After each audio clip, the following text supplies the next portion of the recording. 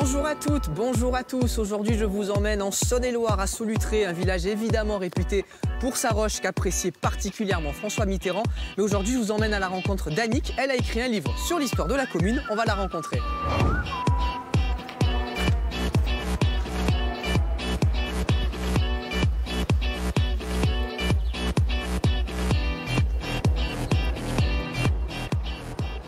Bon, pas de chance, par contre, on est accompagné par la pluie, on est plein les lunettes. Je vais rejoindre Annick qui m'attend gentiment. Bonjour Annick.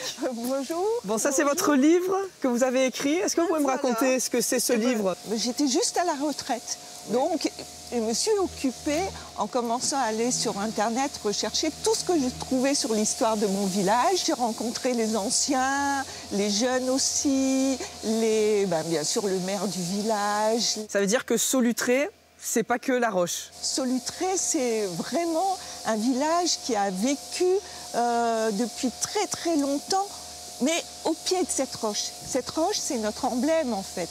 La roche, elle protège le village des vents du nord. Ah ben nous, on va se protéger, mais de la pluie. On va peut-être aller dans l'église. Je vous propose d'aller voir l'église pour se mettre à l'abri. Allez, on y va.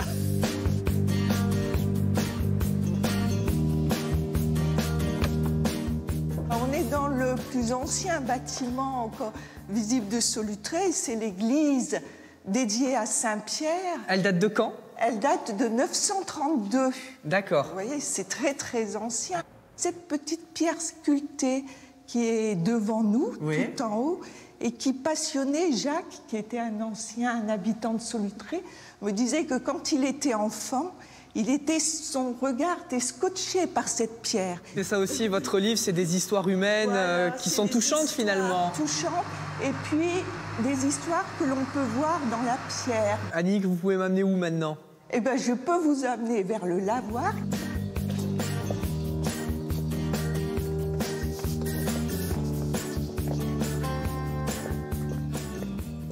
Bon, Annick, déjà, je vous remercie parce que dans mes rendez-vous chez vous, j'adore quand il y a des lavoirs. Donc là, je vois un lavoir, je suis très content.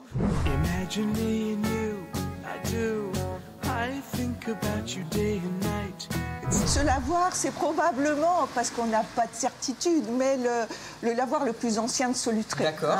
Puisque sur les plans d'Ancien Régime, il figure déjà. Et ce lavoir, il a la particularité d'être couvert par une toiture, vous voyez, mais qui laisse passer l'eau. D'ailleurs, on le voit bien aujourd'hui. Ça tombe bien qu'il pleuve finalement. Donc le lavoir récupère l'eau de pluie.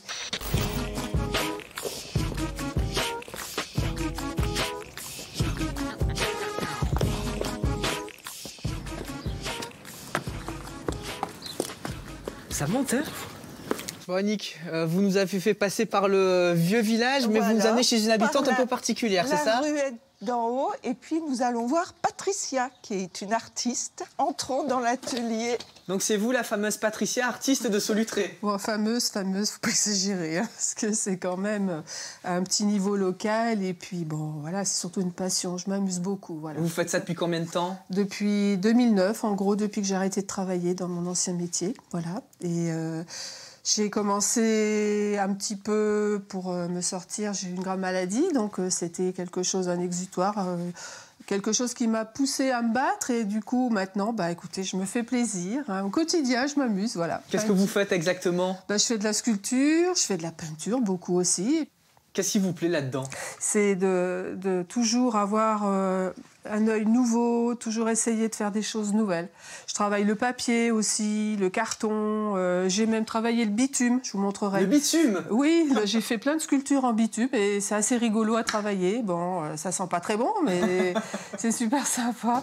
Ah bah super, merci beaucoup Patricia. Ben de rien. Merci beaucoup Annick. Et de rien. Et moi je continue la balade dans Solutré.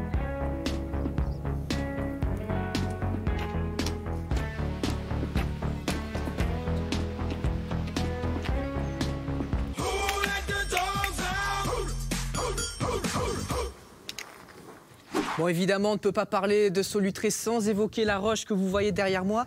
Une roche qui attire chaque année 200 000 touristes. Et elle a été rendue célèbre par François Mitterrand qui réalisait chaque année une sorte de pèlerinage. On va essayer de la gravir, même si pour moi la mission va être compliquée. J'ai une attelle à cause de mon entorse. On va quand même essayer.